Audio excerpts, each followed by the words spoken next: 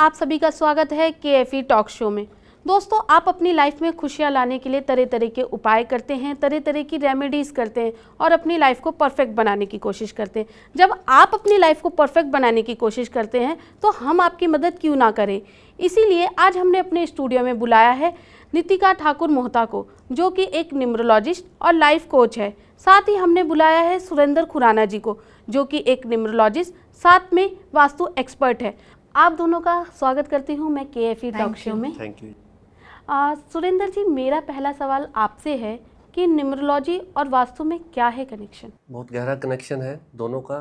Numerology और वास्तु एक दूसरे के पूरक हैं। कई बार ऐसा होता है डेट ऑफ बर्थ में जो बर्थ चार्ट बनाते हैं, बहुत अच्छे योगाज आ रहे हैं बट उतना लाइफ में रिजल्ट अच्छा नहीं आ रहा, तब हम देखते हैं कहीं ना कहीं वास्तु में डिफेक्ट मिलता है। और दूसरा मेरा मानना है, टोटल यूनिवर्स में 5 एलिमेंट्स होते हैं, पृथ्वी, जल, अग्नि, वायु और आकाश। और वही एलिमेंट्स 5 एलिमेंट्स हमारी बॉडी में भी हैं, पृथ्वी, जल, अग्नि, वायु, आकाश। और वही के वही बर्थ चार्ट में भी 5 एलिमेंट्स ही काम करते हैं। जब भी चाहे यूनिवर्स में, हमारी बॉडी में, बर्थ चार्ट में कहीं पे भी 5 एलिमेंट डिस्टर्ब होंगे तो उस व्यक्ति को कहीं ना कहीं न्यूमरोलॉजिस्ट और वास्तु एक्सपर्ट की ज़रूरत पड़ेगी। तो अल्टीमेटली हम उन्हीं को बैलेंस करते हैं। तो इसलिए बहुत गहरा कनेक्शन है न्यूमरोलॉजी का और वास्तु का। नितिका जी, आप तो एक न्यूमरोलॉजिस्ट हैं, ठीक है। अगर आपके पास कोई आता है, आपको लगता है कि उसे वास्तु की हेल्प देनी चाहिए, तो उस कंडीशन में आप क्या करते हैं?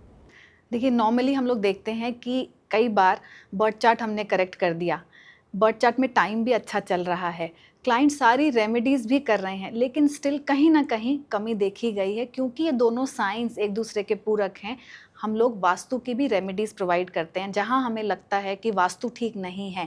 तो as a team I do numerology and मेरे पास साथ में सब्जेक्ट मैटर एक्सपर्ट हैं, वास्तु कंसल्टेंट, जो वास्तु की रेमेडीज़ बताते हैं। एंड हम जहाँ पे भी हमें ऐसा लगता है कि क्लाइंट को नीड है हमारी वास्तु की सर्विसेज की भी, तो वी डू ऑफर दो सर्विसेज ऑल्सो। एंड उस केसेस में हमने देखा है कि रिजल्ट्स बहुत ज़्यादा अच्छे आते हैं, क्योंकि जहाँ पे भी चार्ट्स अच्छे हैं और रिजल्ट्स नहीं दिख रहे हैं, मेजरली वहाँ पे घर में वास्तु दोष 100% देखा गया है। एंड ऐसे दोष देखे गए हैं जिसकी वजह से लोगों की सक्सेस रुक जाती है। यानी न्यूमरोलॉजी और वास्तु दोनों का सही होना बहुत जरूरी है। एकदम एकदम। अगर आप न्यूमरोलॉजी की सर्विसेज ले रहे हैं, मैं रेकमेंड करूंगी कि उन लोगों को ज़रूर अपने घर की बैलेंसिंग या अपने ऑफिस की बैलेंसिंग भी करनी चाहिए। उनका घर करेक्ट होना चाहिए वास्तु के हिसाब से। एंड अगर नहीं है तो कहीं ना कहीं वो सारे रिजल्ट्स नहीं आते और दिक्कत आती ही है। सुरेंद्र जी, मेरा सवाल आपसे है कि न्यूमरोलॉजिस्ट के पास आप जाते हैं तो वो तरह तरह के उपाय बताते हैं, तो आपको कैसे पता चलता है कि भाई इसके ऊपर ये उपाय ही फिट बैठेगा? बहुत अच्छा क्वेश्चन है। जैसे जो भी डेट ऑफ बर्थ हमारे पास आती है उसको हम एनालाइज करते हैं। उसके बाद उसका ड्राइवर कंडक्टर ये माइंड में फिक्स रखते हैं कि इसके एंटी प्लैनेट की हमें रेमेडी नहीं बतानी। फिर उसके मिसिंग नंबर की रेमेडीज़ होती हैं, जो जो मिसिंग नंबर है उसकी रेमेडीज़ की जाती है, ड्राइवर की भी रेमेडी की जाती है, कंडक्टर की भी की जाती है। बट कुछ कंडीशन में अगर ड्राइवर कंडक्टर एंटी हैं तो उनकी रेमेडीज़ हम नहीं बताते। तो बड़ा डीपली इसको एनालाइज करना पड़ता है। ऐसा नहीं कि कोई सुन के कोई अपनी रेमेडी कर ले। कई लोग ऐसे होते हैं जो वीडियो सुनो और रेमेडी शुरू कर देते हैं, बट ऐसा नहीं करना चाहिए। मैं सभी को बोलूँगा कि अपने बर्थ चार्ट को एनालाइज करवाएं, उसके हिसाब से रेमेडीज़ करें, क्योंकि बड़ा सेफ जोन में चलना पड़ता है।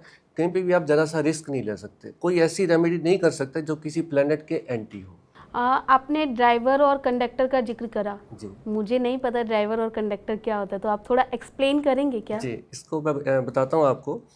आप अपनी डेट ऑफ बर्थ लिखिए और डेट ऑफ बर्थ की जो फर्स्ट 2 लेटर है, जैसे डेट ऑफ बर्थ है आपकी 12, मतलब 12 है, तो 1 और 2 को आप ऐड कीजिए तो ये हमारा ड्राइवर हो गया। यानी कि हमारा रूलिंग प्लेनेट है, हमारी लाइफ को ये रूल करेगा। ये ड्राइवर 3 आ गया। ठीक है। तो 3 का मतलब है 3 जुपिटर है, तो इसका मतलब वो व्यक्ति जुपिटर से रूल हो रहा है। और अगर पूरी डेट ऑफ बर्थ को जोड़ते हैं हम, जैसे 12 सितंबर 1966, 1 + 2 + 9 + 1 + 9 + 6 + 6 इज इक्वल टू जितना भी आएगा उसका टोटल करेंगे तो वो आया 7 सिंगल डिजिट में, तो वो हमारा कंडक्टर हो गया।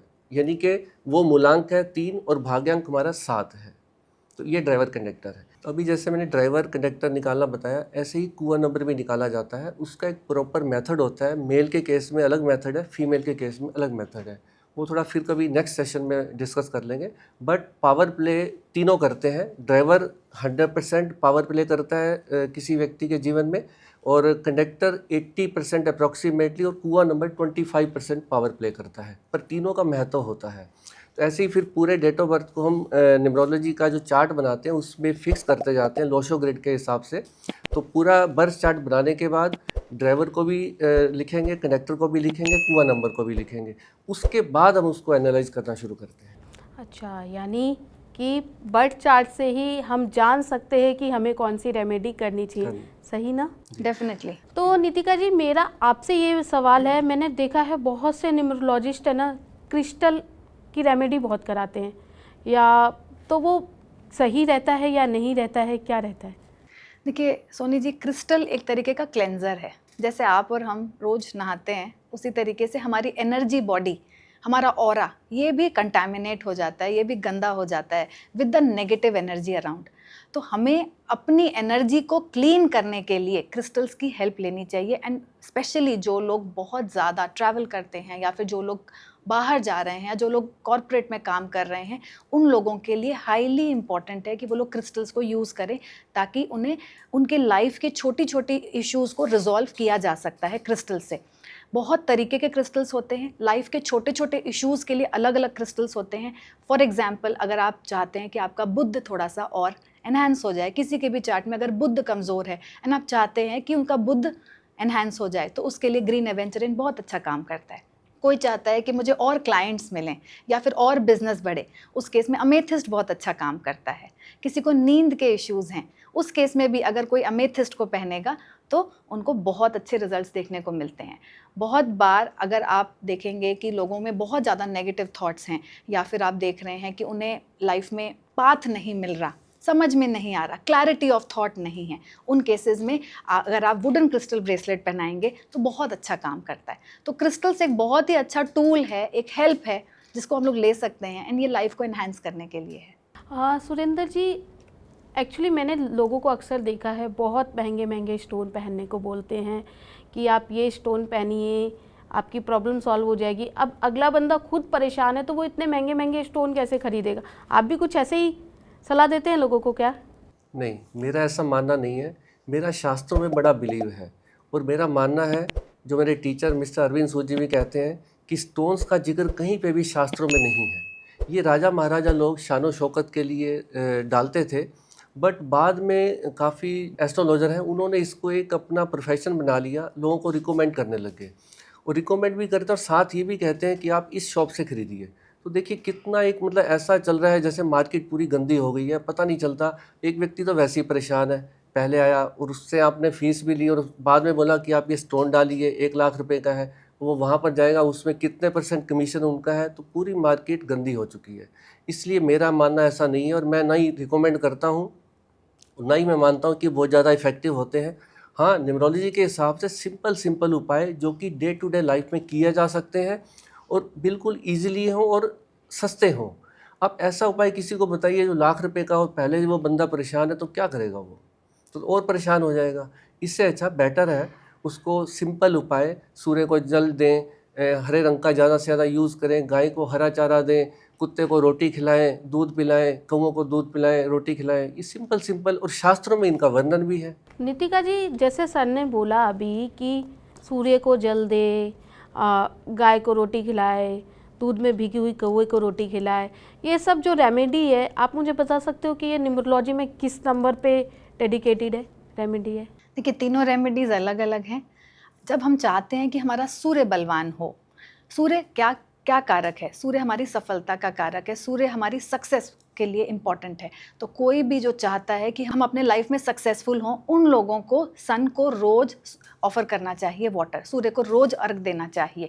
तो कोई भी जो चाह रहा है कि अपना सूर्य बलवान करे, वहाँ पे सूर्य को जल चढ़ाना चाहिए। गाय को रोटी, चाहे गाय को हरा चारा खिलाना, ये आपके बुद्ध को बलवान करता है। तो जिसके भी चार्ट में बुद्ध कमज़ोर बैठा है, या फिर वो फील कर रहे हैं कि उनके लाइफ में बैलेंस नहीं है, उनके लाइफ में रुकावटें ज़्यादा हैं, उन लोगों के केस में बुद्ध की रेमेडी करना, यानी कि गाय को हरा चारा खिलाना, ये बहुत ही पावरफुल है एंड ये बहुत अच्छा काम करता है। जो भी अपने राहु केतु को बैलेंस करना चाहते हैं, उस केसेस में कुत्ते की रोटी बहुत ही अच्छी रेमेडी है। अच्छा सुरेंद्र जी, मैंने एक चीज़ और देखा है लोगों को, लोग कहते हैं कि घर में काला कुत्ता पालो तो राहु अच्छा होता है, ये क्या सही है? देखिए, उस समय आप कुत्ते की सेवा तो कर रहे हैं, बट क्योंकि मैंने पहले भी बोला शास्त्रों में मेरा बड़ा बिलीव है, शास्त्रों में आता है कि घर के अंदर कुत्ता नहीं अच्छा होता, घर के द्वार के बाहर अच्छा होता है। इसलिए कहीं ना कहीं हम वहाँ पर इसको शास्त्रों के विरुद्ध जाते हैं। और दूसरा एक और बात है, मैंने काफ़ी देखा है जिन घरों में कुत्ते होते हैं वहाँ पर वो हाइजीनिक नहीं रह सकते, कहीं ना कहीं दिक्कतें होती हैं, तो पूरा आप साफ़ सफाई भी नहीं रख सकते। तो मैं शास्त्रों में मैं ज़्यादा बिलीव एनिमल लवर हूँ, मुझे कुत्ते बहुत पसंद है। नहीं, मैं भी एनिमल लवर हूँ और मैं रिकमेंड करता हूँ आप कुत्तों को दूध रोटी खिलाइए या उनको जो अच्छा लगता है, पेडिग्रीज वगैरह उनके काफ़ी डाइट्स आती हैं, उनको खिलाइए। बट थोड़ा मेरा शास्त्रों में भी ज़्यादा बिलीव है। अच्छा, तो आपका काउस के बारे में क्या कहना है? गाय जो लोग घर में रखते हैं उसके बारे में क्या कहना हाँ, है? शास्त्रों में आता है कि गाय की खूब सेवा करो।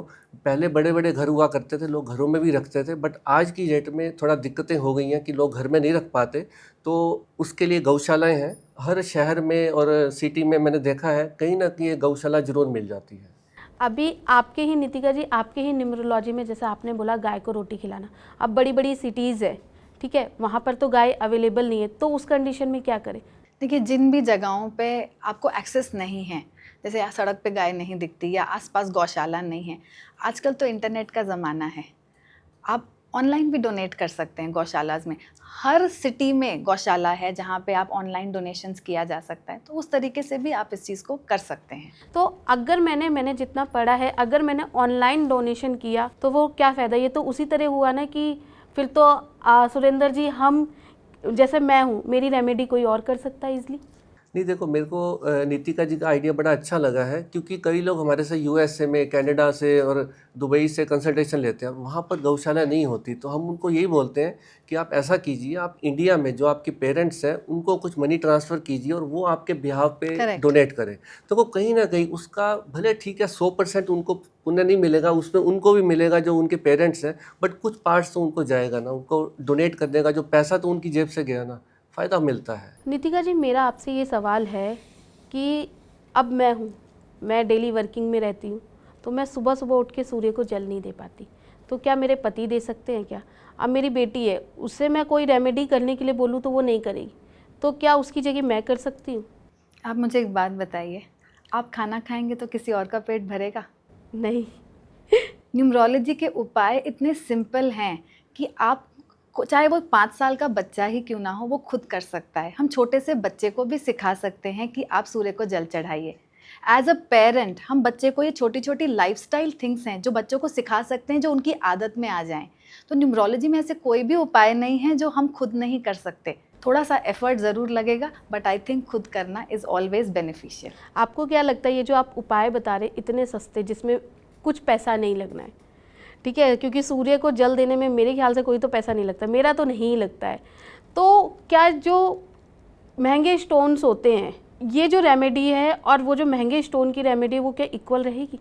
एकदम, आप करके देखें एंड आप देखेंगे कि ये हमारे साइकोलॉजिकल माइंड में बैठ जाता है कि हमने 1 लाख रुपया खर्च कर दिया तो अब हमारा अच्छा हो ही जाएगा। लेकिन अगर मैं आपको बताऊं तो सूर्य को जल चढ़ाना और मानिक पहनना ऑलमोस्ट सेम है। आप रोज़ सूर्य को जल चढ़ाएं और मानिक पहने, ये सेम रेमेडी है। आप केले के पेड़ की पूजा करें, हल्दी वाला जल चढ़ाएं और पुखराज पहने, ये सेम है। तो हर उपाय का, हर पत्थर का साथ में उपाय भी है। जो लोग उपाय नहीं कर सकते वो साथ में जेमस्टोन्स पहनते हैं, लेकिन उपाय करने में अगर आप सक्षम हैं तो इट इज़ बेटर कि आप उन उपायों को करें। एंड अगर आप जेमस्टोन पहन भी रहे हैं तो भी साथ में उपाय ज़रूर करना चाहिए। सुरेंद्र जी, जैसे कि मैम ने बोला कि आप सूर्य को जल दे, तो ये इसका कुछ स्पेसिफिक डे है या फिर केले के पेड़ में आप हल्दी वाला पानी डालें, इसका कोई स्पेसिफिक डे है क्या? क्योंकि सूर्य भगवान के लिए हम सूर्य को जल देते हैं और 1 नंबर के लिए उपाय किया जाता है। अगर किसी का डेट ऑफ बर्थ में 1 नंबर मिस हो जाए तो उसको हम रिकमेंड करते हैं कि आप सूर्य भगवान को जल दीजिए, बट कंडीशन है कि ड्राइवर कंडक्टर 8 नहीं होना चाहिए, क्योंकि वो एंटी प्लैनेट है। अगर वो सूर्य को जल देंगे तो डेली सुबह दिया जाए। इसका साइंटिफिक लॉजिक भी है। आप सूर्य भगवान के सामने जब सुबह जाएंगे, 30 सेकंड के लिए खड़े होंगे, तो उनकी जो रेज हमारे माथे पे, सिर पे पड़ेंगी तो हमारी बॉडी को एनर्जाइज करती हैं। और उसमें हो सके तो तांबे के लोटे में थोड़ा आप मोली बांध दीजिए, लाल धागा, और उसमें 3 चीज़ मिलाइए, चावल, सिंदूर और शक्कर, और जल दीजिए, और इस हिसाब से दीजिए कि वो जल आपके पैरों में ना गिरे, या तो किसी गमले में, तुलसी के पौधे में, बकेट में, कहीं पे गिरे। तो आप देखिए कुछ दिन करने से इतना चमत्कारिक अनुभव होता है, लाभ मिलता है। जैसे अभी नितिका जी कह रहे थे कि बहुत फ़ायदा होता है इन छोटी छोटी रेमेडीज़ का, क्योंकि ये शास्त्रों की रेमेडी है। और हमारे टीचर मिस्टर अरविंद सूद जी, देखो चाहे तो वो भी लाखों रुपए के जेम स्टोन्स रिकमेंड कर सकते हैं, बट वो नहीं बताते। वो कहते हैं इससे ज़्यादा फ़ायदा होगा। एक रोज़ करेंगे, डेली सुबह फील गुड फैक्टर आएगा। ये फील गुड फैक्टर इसमें ज़्यादा मैटर करता है। अब मैं तो थोड़ी सी आलसी हूँ, लेजी हूँ, ठीक है। मेरी मॉर्निंग तो सुबह 8 बजे से पहले नहीं होती है। तो मुझे सुबह जल डालने के लिए, सूरज को जल चढ़ाने के लिए कितने बजे उठना चाहिए? देखिए आज के हिसाब से, जो आज की इरा में मैंने लोगों का लाइफस्टाइल देखा है, तो मैं रिकमेंड करता हूँ आप सूर्य उदय होने के 2 घंटे बाद तक जल दे सकते हैं। हालांकि शास्त्रों में थोड़ा और अर्ली का है प्रोविज़न, बट क्योंकि जैसे जैसे समय काल परिस्थिति के हिसाब से कुछ चीज़ें, मान्यताएं आस्ता आस्ता चेंज हो जाती हैं। सुरेंद्र जी, मुझे एक बात और बताइए कि ये जो छोटे छोटे उपाय हैं, ये करके मुझे जो चाहिए वो मिलेगा क्या? मुझे सब कुछ मिलेगा? मैं देखिए, मेहनत ना करूं बट मुझे मिल जाए। नहीं, ऐसा नहीं है। जीवन में सक्सेस का कोई शॉर्टकट नहीं है। हार्ड वर्क तो आपको करना ही पड़ेगा।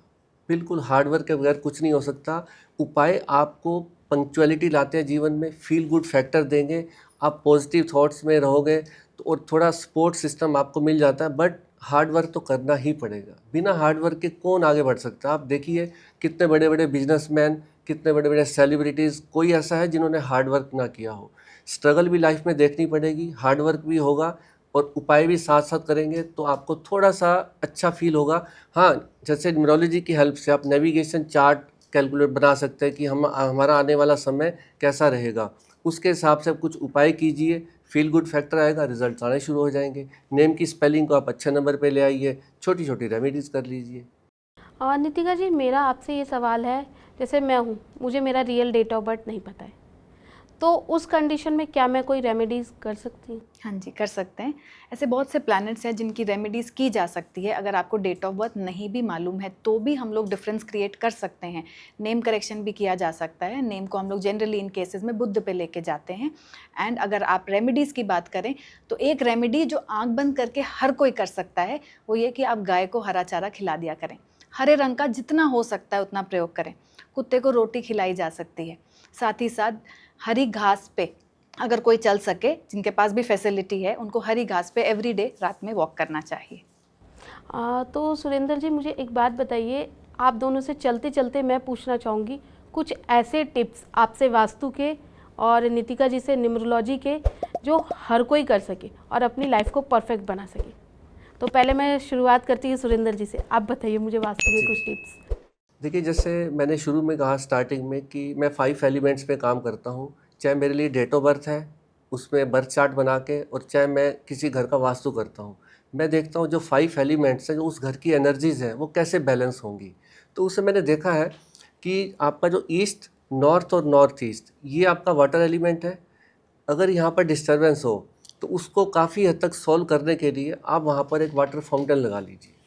हालांकि पहले ज़माने में तो समर्सिबल पंप भी होते थे, कुआं भी होता था, पर अब वो आजकल फ्लैट्स का ज़माना है, ऐसा नहीं कर सकते। तो आप इतना कीजिए कि अपने नॉर्थ ईस्ट और नॉर्थ ईस्ट के इस यहाँ पर कहीं पे भी एक वाटर फाउंटेन लगा दीजिए। सुबह शाम 1-1 घंटा चलाइए, वाटर एक्टिवेट होगा, आपके घर की काफ़ी एनर्जीज बैलेंस होंगी। क्योंकि ईस्ट, नॉर्थ और नॉर्थ ईस्ट से आपके घर की एनर्जीज वहाँ से आपके घर में पहुँचती हैं, शुरुआत होती है उनकी, और वो आगे सेंटर में जाकर सभी एरिया में डिस्ट्रीब्यूट होती है, और सबसे ज़्यादा मैक्सिमम एनर्जी साउथ वेस्ट में रिटेन होती है।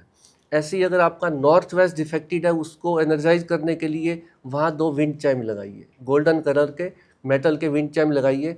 एक में 5 रॉड, एक में 6 रॉड, और उसमें एक रॉड मिनिमम 9 इंच की होनी चाहिए। अब बताइए, इसमें आपने कहीं तोड़ फोड़ भी नहीं की और आपके घर की एनर्जी बैलेंस भी हो गई। ये 2-3-4 चीज़ें ऐसी हैं, कुछ मैं कॉमन सभी को बताता हूँ, करनी ही चाहिए। घर में ईशान कोण में तुलसी का पौधा लगाइए, आपके घर की एनर्जी बैलेंस रहेगी। और अगर आपके घर में ईस्ट से नॉर्थ से एयर लाइट आ रही है तो वहाँ 5 क्रिस्टल बॉल का एक बंच बना के लगा दीजिए, उससे भी आपके घर में जो एनर्जी आएगी पॉजिटिव आएगी। जैसे नितिका जी ने शुरू में क्रिस्टल के बारे में बताया, ये बहुत अच्छे हीलर भी हैं, तो मेरा भी मानना है ये बहुत हीलिंग करेंगे, आपकी नेगेटिव एनर्जी को एब्जॉर्ब करेंगे और घर में पॉजिटिविटी देंगे। तो नितिका जी, अब मैं आपसे कुछ न्यूमरोलॉजी की टिप्स पूछना चाहूँगी जो हमारे दर्शक करें और अपनी लाइफ को परफेक्ट बनाएं। अगर कोई चाहता है कि वो न्यूमरोलॉजी का फ़ायदा उठाए तो एक चीज़ जो मैं सबसे बोलूँगी कि करनी चाहिए वो ये कि आप अपना नेम स्पेलिंग करेक्ट कर लें। अगर आपका नाम ठीक है 50 to 60% काम वहीं हो जाता है, रेमेडीज़ बाद में आती हैं। अगर कोई चाहता है कि न्यूमरोलॉजी से अपनी लाइफ में डिफरेंस क्रिएट करना तो सबसे पहले नाम आपका करेक्ट होना ही चाहिए। दूसरी बात, चाहे आपकी कैसी भी डेट ऑफ बर्थ हो, कोई भी डेट ऑफ बर्थ हो, आपको अगर अपने आने वाला समय पता है और आप उसके अकॉर्डिंग अपने डिसीजंस ले रहे हैं तो I think with any date of birth आप सक्सेस की तरफ आगे बढ़ सकते हैं। तो आप अपने पर्सनल ईयर्स को कैलकुलेट कीजिए और देखिए कि आपका समय कैसा चल रहा है, उस हिसाब से डिसीजंस लीजिए एंड अपनी लाइफ को नेविगेट करिए।